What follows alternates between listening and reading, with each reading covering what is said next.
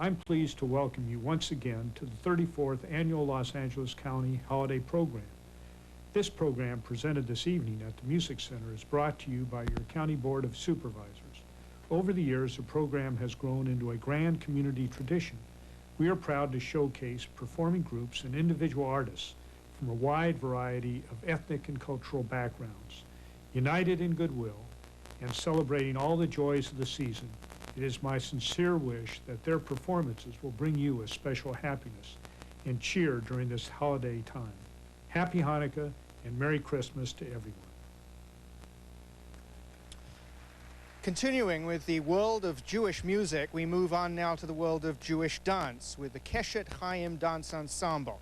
And Sarah, Keshet Hayim means Rainbow of Life, which is a beautiful title for a dance troupe. This dance troupe is the only troupe performing Israeli dances professionally in the United States, and they just recently released a cassette of original recordings. They've been going now for a decade. Sarah? Please welcome the Keshet Hayim Dance Ensemble.